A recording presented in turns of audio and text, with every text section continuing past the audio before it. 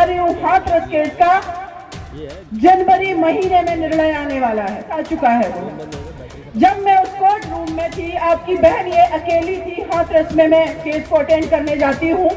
उसको सिर्फ आप अपनी बेटी या बहन तक सीमित मत करिए, उसको सोचिए कि ये जो हमारी बेटी बैठी है, कल बहन सुश्री कुमारी मायावती जी के तरह, जहाँ पर बेटियों को, पत्नियों को इक्वल मौका दिया गया है, बच्चे भी एजुकेटेड हुए हैं, जागरूक हुए हैं और वो परिवार बहुत आगे चला गया है। लड़ना पड़ता है तो बेटियों को भी लड़ना पड़ेगा, तो बेटियों को घर से लड़ना सिखाना पड़ेगा ना, तब तो कोर्ट में वकीलों के सामने लड़ेंगी भाई।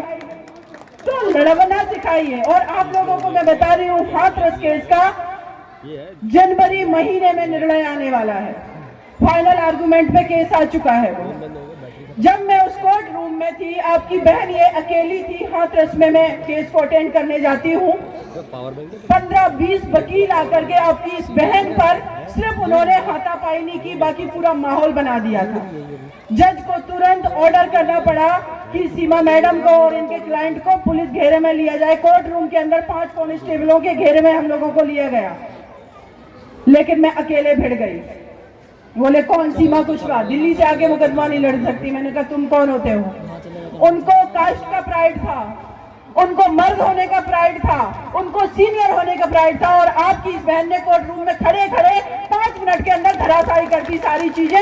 और आज भी दमखम के साथ उसी हाथरस डिस्ट्रिक्ट कोर्ट में मैं जाती हूँ, उस बेटी मनीषा वाल्मीकि के लिए लड़ाई लड़ने, सजा भी करवाऊंगी। तो ये ताकत, ये बल आपकी बेटी को, आपके बेटों को आपके घर से मिलेगा। उसको सिर्फ आप अपनी पत्नी मत समझिए, उसको समझिए एक इंसान। उसको सिर्फ आप अपनी बेटी या बहन तक सीमित मत करिए, उसको सोचिए कि ये जो हमारी बेटी बैठी है, कल बहन सुश्री कुमारी मायावती जी की तरह मुख्यमंत्री भी बन सकती है, माता सावित्रीबाई फुले जी की तरह ये भी विद्यालय और विश्वविद्यालय चला सकती है। जिस दिन ये चीज आपके दिमाग में आ गई, आप बेटों के बराबर अपनी बेटी की देखभाल करेंगे, उसको इक्वल मौका देंगे।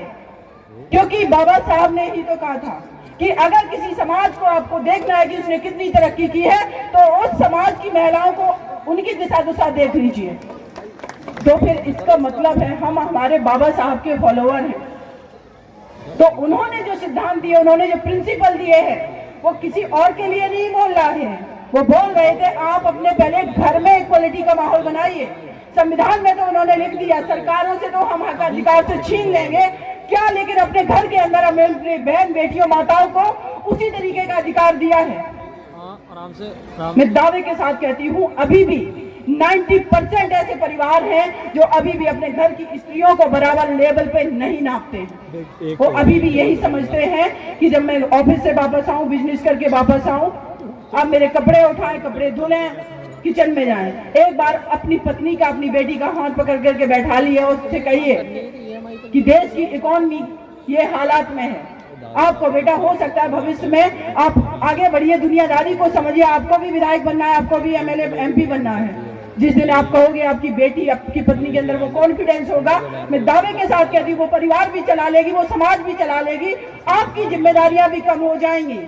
क्योंकि हमने अपने कंधों पर बोझ क्या ढो रखा है, घर हम चलाते हैं, पैसा हम कमाए, तुम तो घर में बैठी हो, उसको उस काबिल तो बनने दो, उसको उस काबिल मौका दे दो। आपका वजन कम कर देगी, आपकी जिम्मेदारियां घटा देगी, तो आप भी समाज के लिए, मिशन के लिए तत्पर होकर के टाइम दे के काम करेंगे। हिस्सेदारी, भागीदारी, वो पार्टनर है आपकी, चाहे वो बेटी हो चाहे पत्नी हो। इस पार्टनरशिप को समझिए और इस पार्टनरशिप को समझते हुए उसको भी आगे करिए। मिशन दिन दूना रात चौगुना ना बढ़ जाए तो मेरा नाम भी सीमा नहीं। क्योंकि मैंने देखा ऐसे परिवारों को जहां पर बेटियों को, पत्नियों को इक्वल मौका दिया गया है, बच्चे भी एजुकेटेड हुए हैं, जागरूक हुए हैं और वो परिवार बहुत आगे चला गया है। अभी आज ही मैं देख रही थी, एक राजकुमार जी हैं दिल्ली में, बीएसपी में वो हैं, वो किसी भी पार्टी से होते, डजंट मैटर मेरे लिए, लेकिन आज मैं देख रही हूँ उनकी बेटी टोरंटो कनाडा जा रही है पढ़ने के लिए, एयरपोर्ट पे हंसते हुए जा रही है। कॉन्फिडेंस फील होता है भाई, मेरी बेटियां कनाडा जा रही है पढ़ने के लिए, कोर्स करने के लिए। कल वो जो वापस आएगी, क्या वो बेटी सिर्फ उस परिवार के लिए कंट्रीब्यूट करेगी, आपके समाज के लिए भी करेगी और देश के लिए भी करेगी। वो देश की पूंजी है, देश का संसाधन है, जो आपके घर में सिर्फ आपने जिसको पत्नी और बेटी और बहन के रूप में समझा हुआ है। तो आगे मैं यही कहूंगी कि वो बाबा साहब भी आज अगर होते तो वो भी यही कहते हैं कि एक कदम और आगे बढ़ करके मौका दीजिए।